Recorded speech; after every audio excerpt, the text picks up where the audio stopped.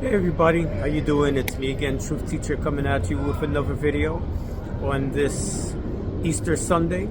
So for those of you who celebrate the holiday, happy Easter, and for those who don't, happy Sunday. And for all the Jamaicans out there watching this video, happy Bun and Cheese Day. So I was inspired to make this video. Actually, I've been wanting to make it for a long time, right? As you know, ever since this whole discussion over the anniversary of hip hop and who were the people that were responsible for participating in its creation erupted, there's been a lot of contention coming from one particular group of people who go by a three-letter name. Should be a four-letter name if you ask me. But they're particularly offended by the statement that Puerto Ricans and other Spanish-speaking Caribbean people and West Indians, in particular Jamaicans, had anything to do with the creation of what would later become known as hip-hop culture, and specifically the music, right? So the first argument was, what did Caribbean people bring from their culture to the music? And so we've got one person in particular, Dr. Derek Colon, who's been doing a phenomenal job of showing the Puerto Rican and Cuban influences in the music that was sourced or sampled to create this new form of music, right? And also showing the Latin percussions that are very evident. If you listen to the first rap records, right? It's very clear. You can hear those rhythms very clear. Now let's listen to the opening of Rapper's Delight.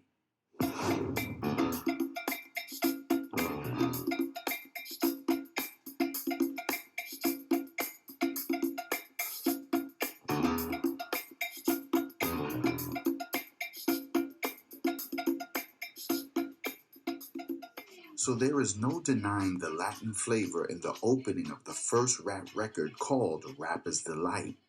The second example is the first rap record on the Enjoy label called Rapping and Rocking the House by the Funky 4 Plus One More.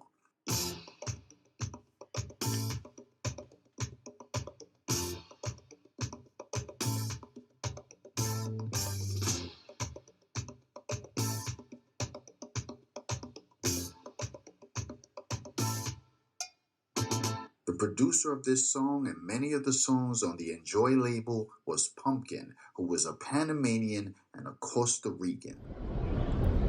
And that upsets a lot of people. And they still, even though you show them evidence that you can hear with your own ears, they still have a problem with that.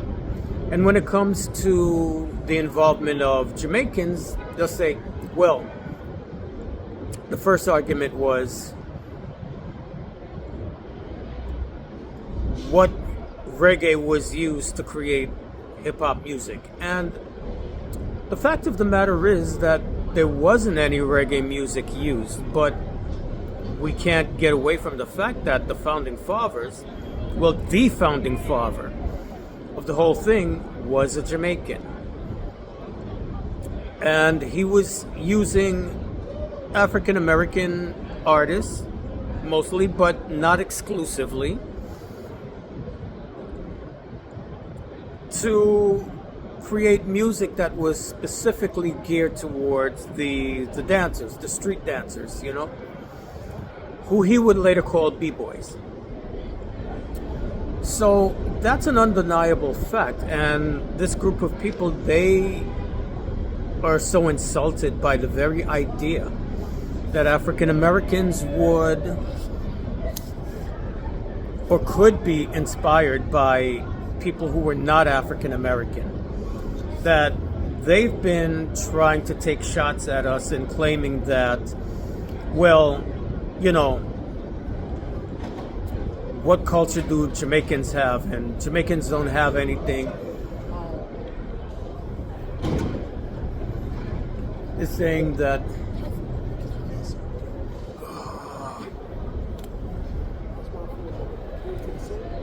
yeah, but the lighting and the breeze, the wind is like strong. Yeah. Okay. All right. All right. Thanks a lot. So, they've been trying to say that Jamaicans took. How do they put this?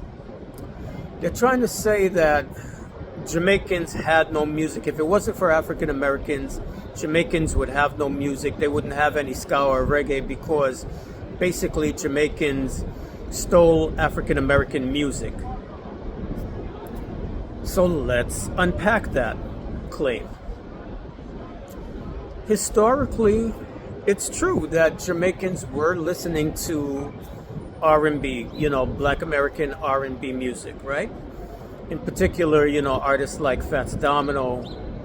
They really love Fats Domino. Like, he was really big. That's true. But here's the thing that you got to keep in mind. And that is that Jamaicans weren't the only ones listening to R&B music. And R&B music was not the only American music that they were listening to. The fact of the matter is the whole world was listening to American music because the United States is,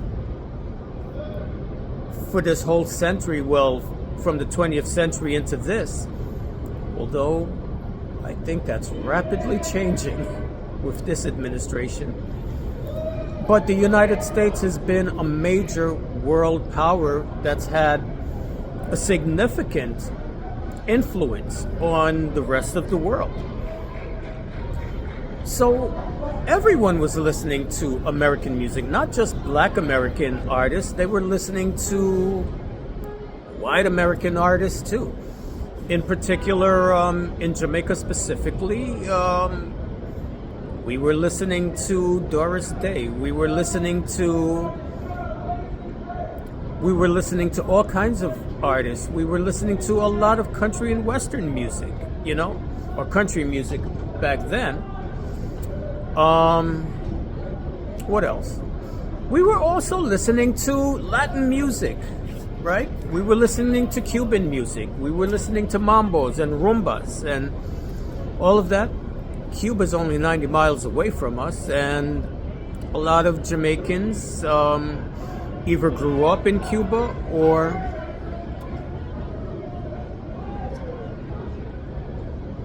they lived in Cuba. A lot of Cubans are in Jamaica. You know, there's family connections. Hold on a second.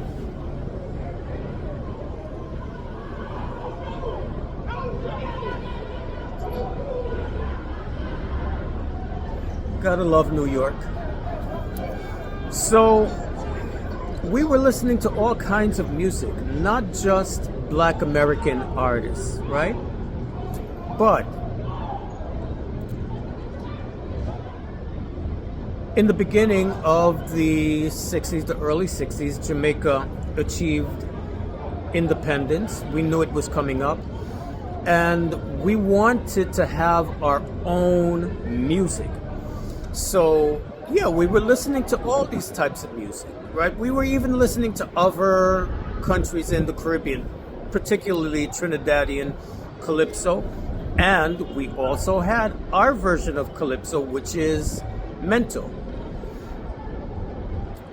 But we wanted to have a popular music, right? That was specifically ours. And so we created ska. Now, when you listen to ska,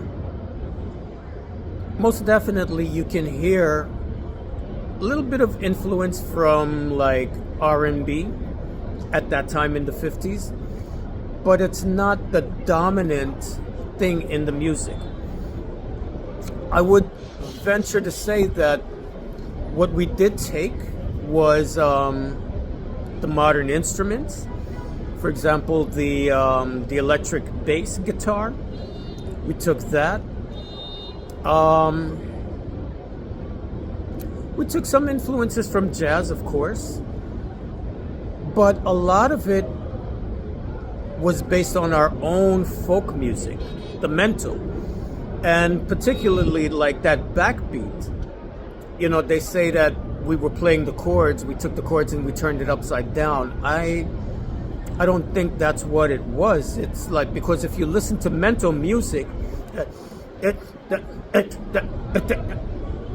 mento is faster.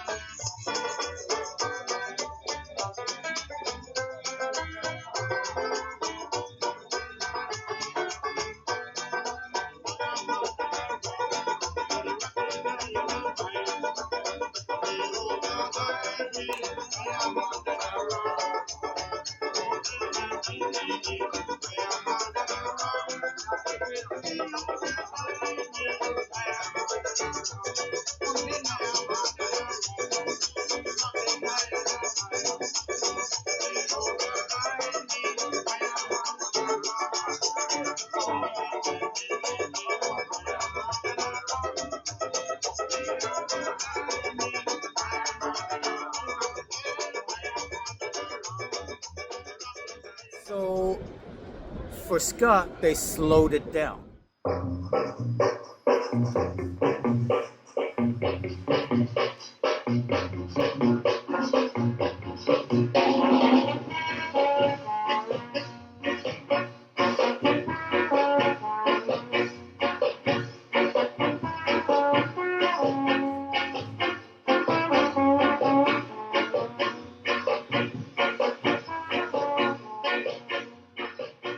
And then when it came to rocksteady, they slowed it down even more.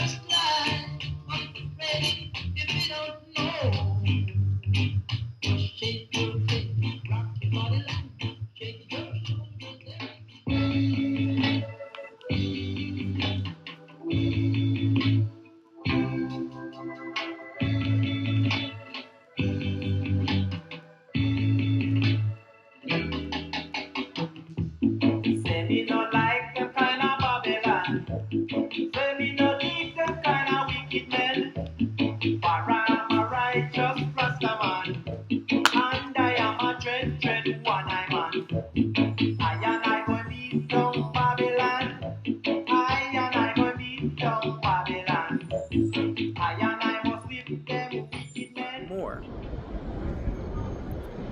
So that was the birth of our music. It was a combination of different things, but at the heart of it, at the root of it, was our own folk music, right? And when you listen to Jamaican ska, reggae, or whatever else has come out, and you listen to Black American R&B from the 50s, they are nothing alike. It's very different. The next thing that they come with is this idea that, like, you know, toasting was copying Black American DJs. Well, here's the thing. If you listen to toasting and that whole dub genre, it's absolutely nothing at all like what Black American DJs were doing. Come again, Smith.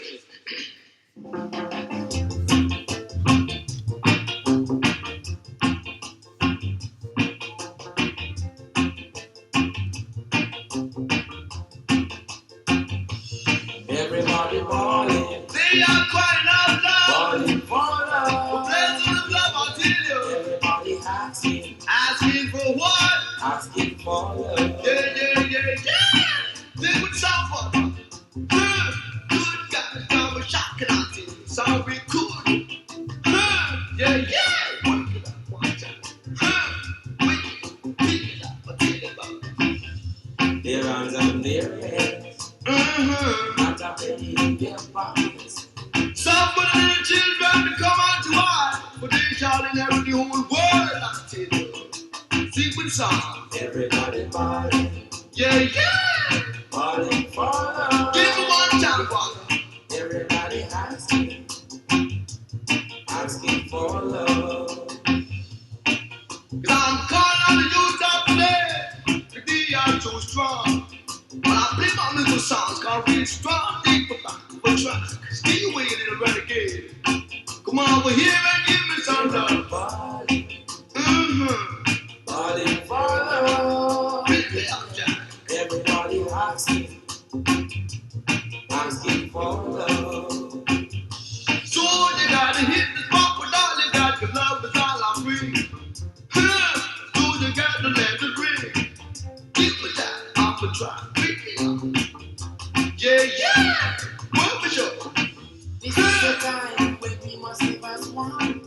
Love and share each other. Now, did they get the idea of, like that rhythmic speaking, that poetic speaking? Yeah, they got that from listening to American DJs on the radio. But here's the thing. It's not the same thing, because American DJs were not talking over the music. They would get on, like on the radio, one thing that you really can't have is dead air. So when one record finishes playing, while you're setting up to play the next record, there would be talking.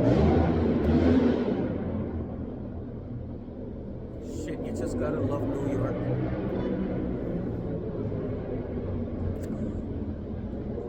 And that's the car with a tweaked out muffler that's going like 3 miles per hour, trying to sound like they're on a fucking racetrack.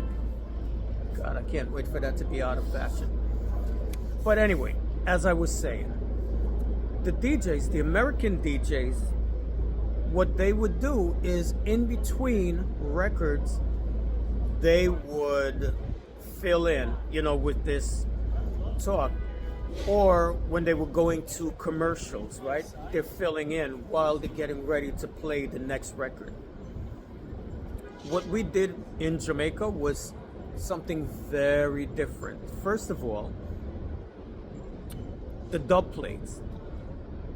We took the records because you had an A-side and a B-side.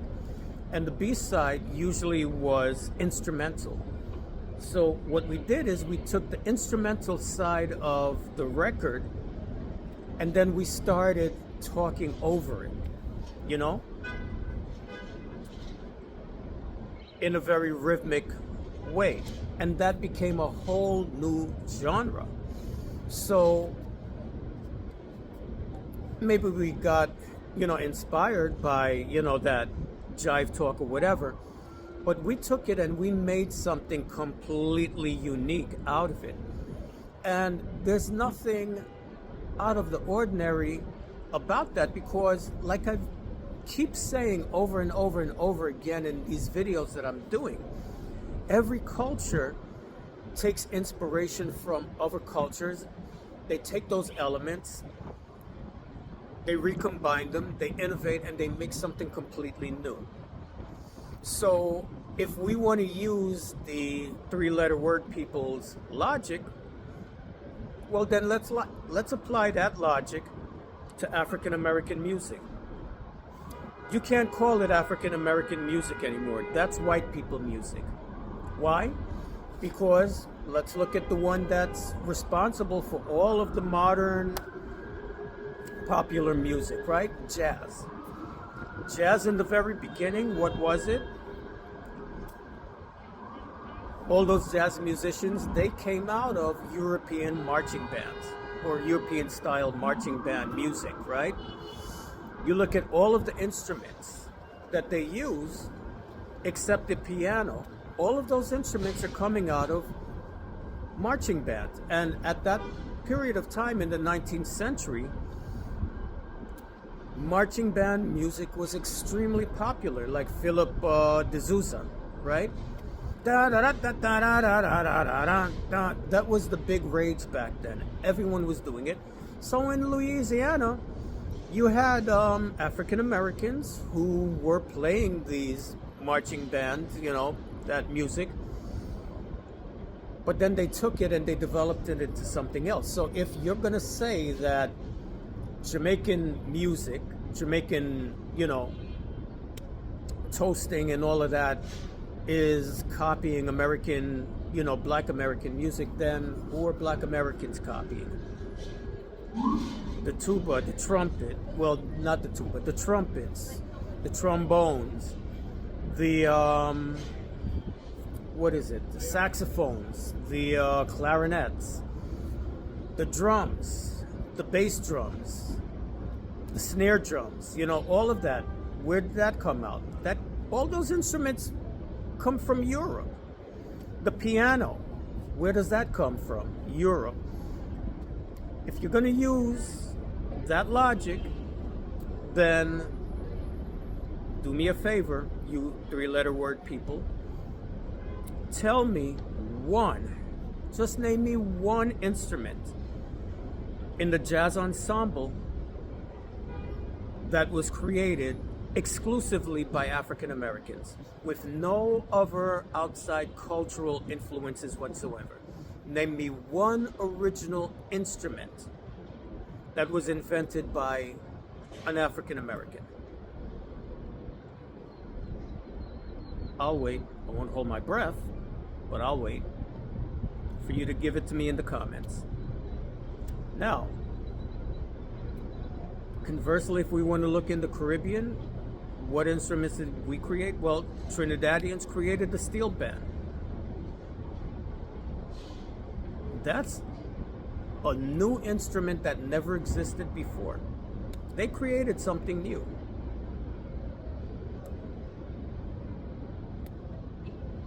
So now if we're going to use that, does that logic hold water that jazz is really white people music because all the instruments came from Europe? Does that make sense? I'm just asking. Does that statement make sense? Does it make sense to take away the credit of creating jazz and blues and gospel from African Americans because they took inspiration from forms of European music or European instruments? Does it make sense? When you listen to gospel music and you hear people hitting those soprano notes,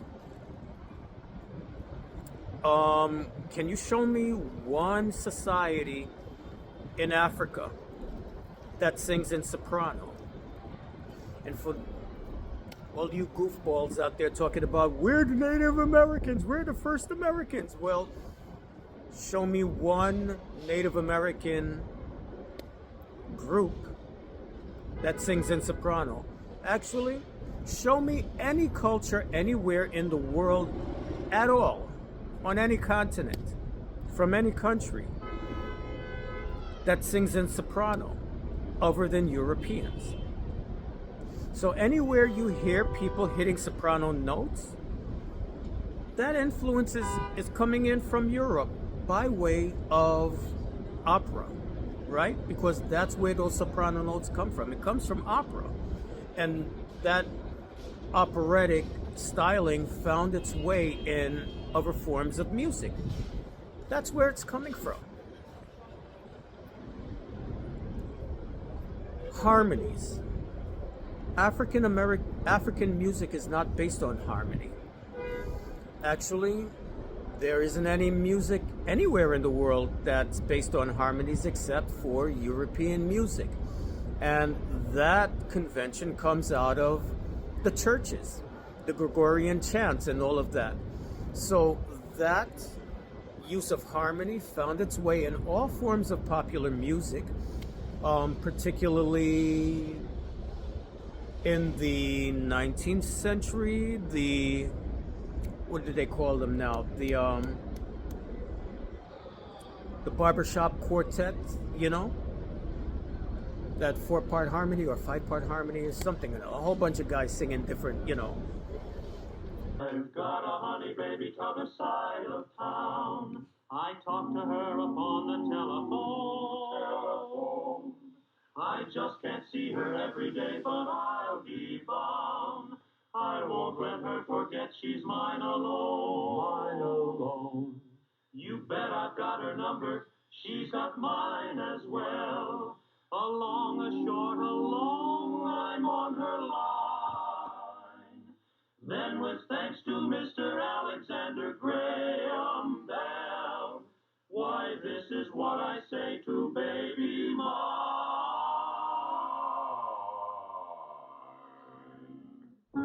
And then that made its way into inspiring doo-wop.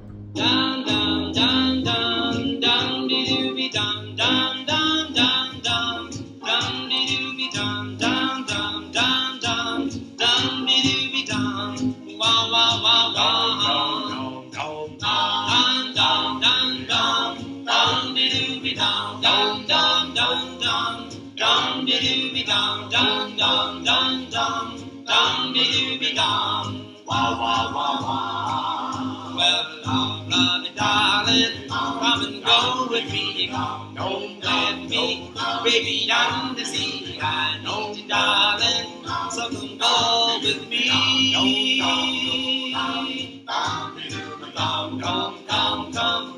into my heart. Oh, darling, we will never part. I need you, darling, so come go with me.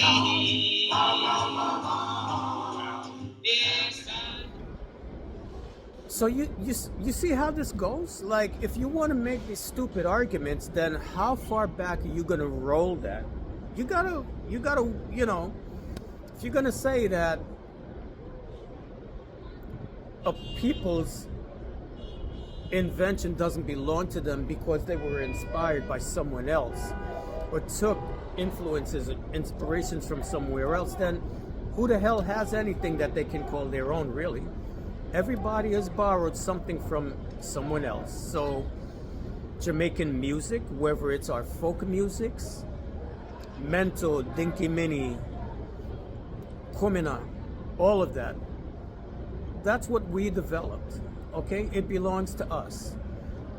When it comes to the modern popular music, ska belongs to us. We invented it, okay? And ska, I should do another video on the influences that ska music has had around the world in some very surprising ways that a lot of people don't really realize. Reggae music, lovers rock, toasting, dub, dancehall, all of that belongs to us. Now, do we borrow influences from other people? Do we collaborate with other artists? Absolutely. And the same thing goes for every other artist out there in the world. Rock and roll musicians borrowed elements from Latin music. They borrowed influences from Arabic music, believe it or not, like that whole surf music thing, back in the 60s, the Beach Boys. Those guitar riffs coming straight out of Arabic music. In particularly, there was one song,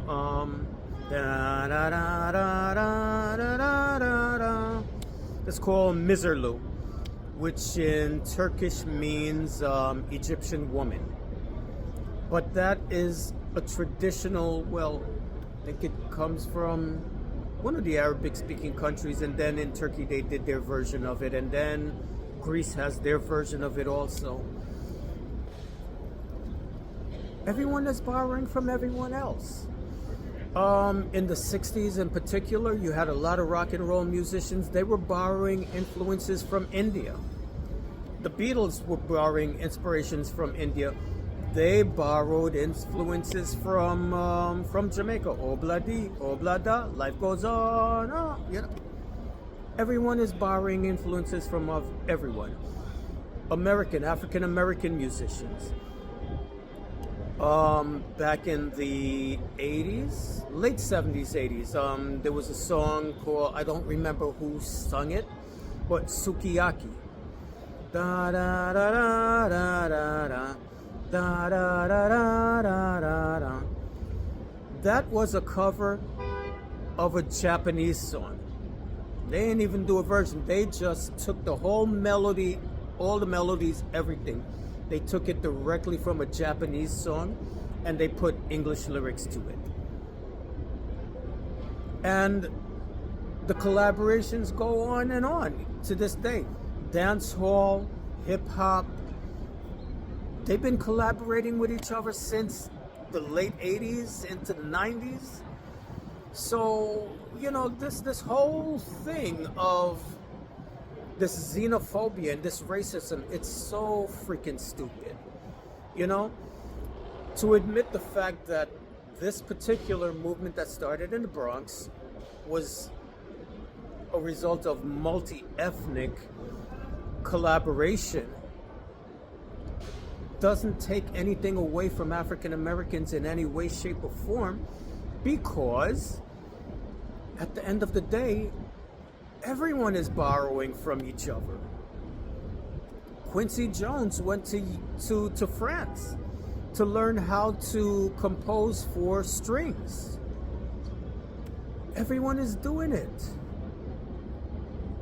So, you know, the problem is that you people, you're trying to take art and you're trying to turn it into a racial issue. Art has nothing to do with race or racism. Art is an expression of the human spirit, and the human spirit has no racism. The human mind and the human heart does, but not the human spirit. So, I don't know what to tell you. I mean, I think, let me hold my tongue. But, I'm just saying that in today's world, there's no place for this nonsense. It's really stupid to sit here and be attacking other people who are of the African diaspora over this issue, like we're doing something to the African American community detrimental, when we've actually got somebody who is definitely attacking African American history, the gains that African Americans have had that they had worked for like over 100 years to get, and in one stroke of a pen that was erased. We've got the African American Museum in Washington, D.C., and this person, who we all know, is making definite moves to suppress that museum and the history that museum is trying to tell. And I don't hear anything from the three-letter word people complaining about any of that. Isn't that odd? So, while there are definite things that are being done to attack the history and the rights of African American people, none of y'all have anything to say about that, but you want to talk about Jamaicans and West Indians and Puerto Ricans. Somebody please make it make sense. But anyway, gotta go. I'll see you on the next one, everybody. Peace.